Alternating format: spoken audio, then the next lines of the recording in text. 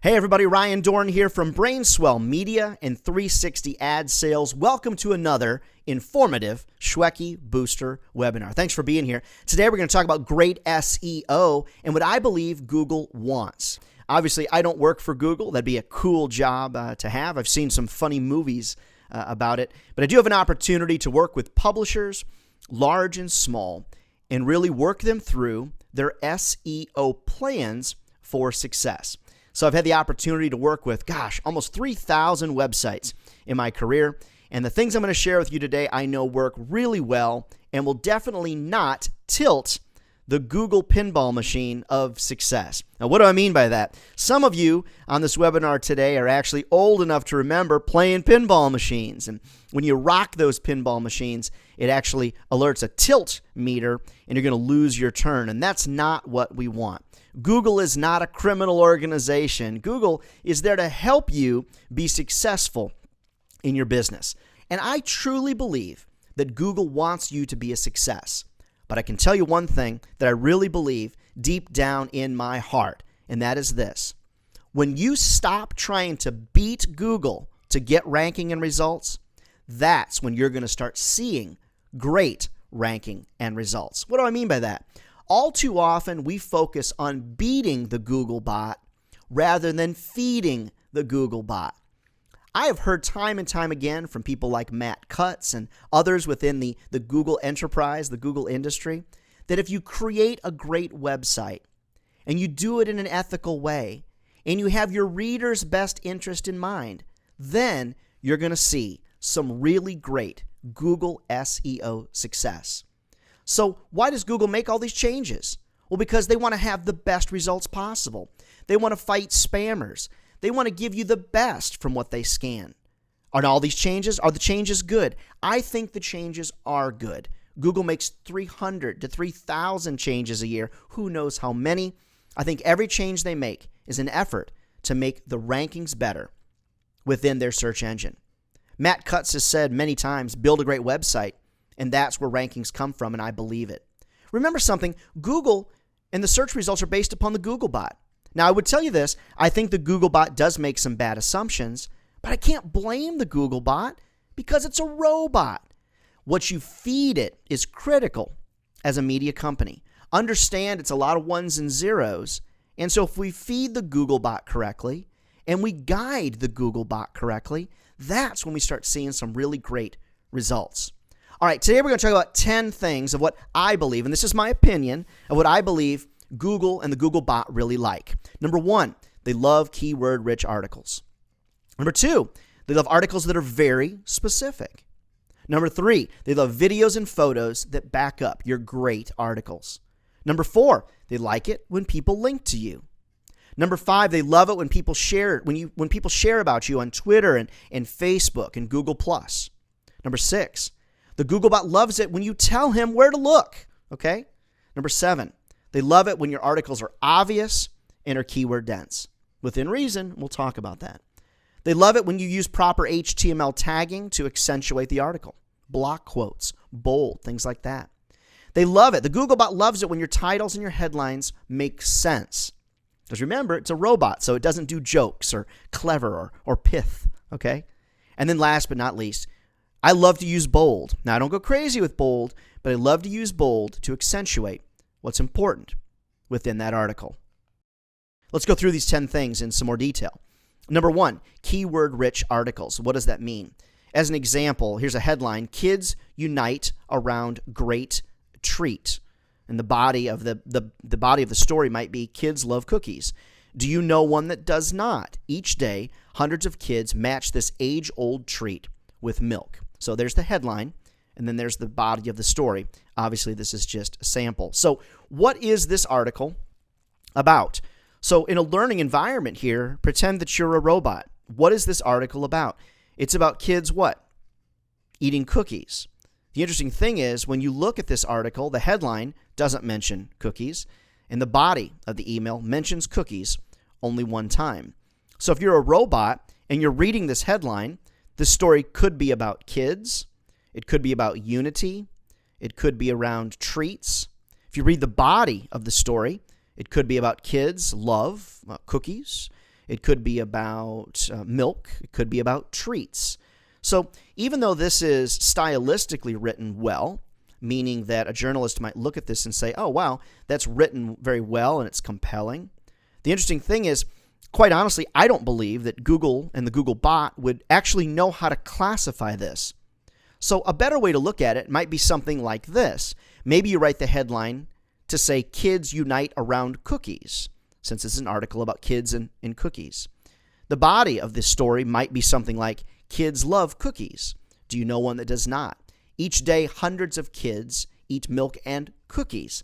So now we've got 3 occurrences of cookies, and we've got several occurrences of kids. So clearly, this article on your website is about kids and cookies. So I hope that that example makes sense in terms of how you can write so that the Google bot would actually understand what the article is about. Now, the interesting piece is, if you look at the differences between this article as it was originally written, and then the article that I wrote, keeping in mind that Google is a robot, quite honestly, there's not a lot of difference in the terms of how it's perceived by your reader. There is a tremendous amount of difference, though, in terms of how it's perceived by the Google bot. So give it some consideration as you're writing your articles. All right, now let's take a look, for example, at bostonherald.com. All right, so you'll notice on here that this is about the World Series, and you'll see ALCS Game 3 live, strong start for Verlander. Now, the interesting piece is a user going to Google is probably going to be searching for titles or things like Boston Red Sox or World Series or things like that.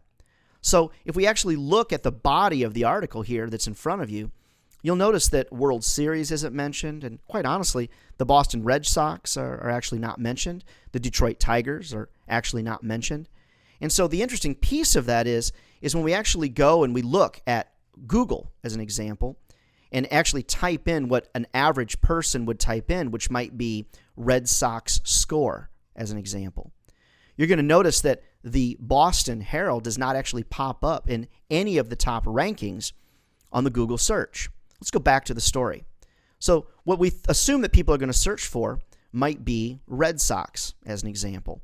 Well, looking at this story, or Red Sox score, or World Series scores, you'll notice that this particular article, okay, and I'm not meaning to be mean to the author, I'm just trying to prove a point.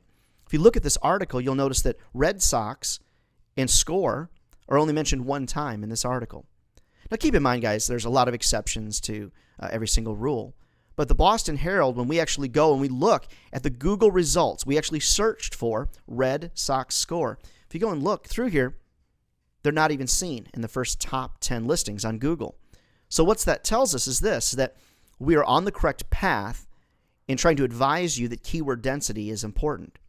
Because if we dug deeper and looked at the Bleacher Report, or ESPN, or sports.yahoo.com, or any of those, you're going to notice that they've paid attention to the keywords that people might potentially search for. And that's why it affects dramatically their ranking within the Google search. Number 2, Google really likes it when your articles are specific because Google wants to provide you specific results. So in my opinion, what I want to share with you is 4 or 5 examples. You want to be specific, not generic. So as an example, Walmart is very, very generic. Do you notice that Walmart very rarely pops up in the top 10 searches within the Google index? Why is that? It's because they're not specific to anything. So in my opinion, the more specific you are, the better you're going to be ranked. In my opinion, what you can do is you can use sidebars to help push up the specific nature of your article. So in the right rail of your website, you can actually go and list things in nice lists or tag clouds or with images that help your article be a lot more specific. You can use pull quote boxes to do the same. More on that later. Pictures and inline graphics. Let me give you an example from my website. If you actually type in ad sales training, you're going to notice that my website pops up number 1 on Google. With this particular article, in regards to my IT sales training business, I also teach people in the software business. I wanted this article to be found for IT sales training. So when someone would go search for IT sales training, this particular page would be found. So one of the things I did is I actually did a pull quote. I pulled that quote and put it in the middle of the page. You'll see it here in red and in quotes. It's in bold and it's an H1 tag, which don't cancel each other out. Monthly IT sales training is big and it's in the middle. You'll also notice that I've mentioned IT sales training 6 or 8 times in this article in an honest and ethical way. Now, is there a correct percentage or is there a number that I can give to you? I don't have that information to provide to you, so I can only provide to you what I've observed in terms of a best practice. First of all, I try to write it, any article, so that it's very readable by the general public. I don't want to write it for Google. I want to write it so it's correct for the public, meaning that I don't want to litter the article with IT sales training, just as an example. I want to do it in an honest and ethical way. And I have found when you do that, Google rewards you. As an example, when we go look here at this particular article again from the Boston Herald, the word Red Sox is mentioned, 2 or 3 times. What they may have been able to do to improve their rankings for this particular story within the Google index is rather than it saying ALCS Game 3, which is an acronym that only baseball people know, they might have been able to say, as an example, Red Sox pitcher Verlander, as an example, had a strong start at ALCS Game number 3, just as an example. Now, obviously, there's hundreds of examples that we can give, but in my opinion, the more specific you are, the better Google is going to rank you. Now, why throughout this webinar do I keep saying, in my opinion? I want you to be really clear on something. I don't have a direct connect to Google. What I do is I read a lot of blogs from Googleers, read a lot of articles, and what I do is I test, and I use myself as a guinea pig, so that way you don't have to be a guinea pig, okay? Number 3, videos and photos that back up your articles. I believe that Google really likes that. You want to know why? Because Googleers are people too. They're people just like you and I. And one of the things I think that most people like is videos and photos that back up your articles. Now, I've noticed that Google tends to rank articles better with 2 or more properly tagged photos. So that means that you're going to fill out the alt tag on a photo through your content management system. And then you're also going to name the photo correctly. So in the CMS, you want to use the alt tag, and you'll find that when you click on the picture or use your WYSIWYG editor. And then the file name needs to make sense. Rather than it just being a random number that is generated by your camera, you may actually want to say, using the cookie example, call the picture cookie recipe 1221 or whatever it is, rather than just a random number assigned by your camera. So it does take a little bit of effort, but I have found that if you do this, okay, and you do it honestly and ethically, that Google really likes it. The other piece is, I think your readers will really like it as well. Number 4 of the top 10 things that I think Google likes, I think they love it when people link to you. And it's been proven over the course of time because I have a syndication plan for the blogs that I write. I want people to share my content, and I want people to link to me.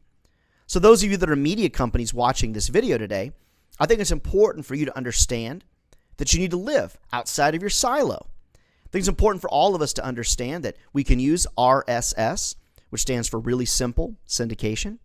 We can also use companies, whether it's Vocus or whoever you might choose, PR Web, that's going to send out your articles to a mass audience, and they potentially are going to link back to you. You can also create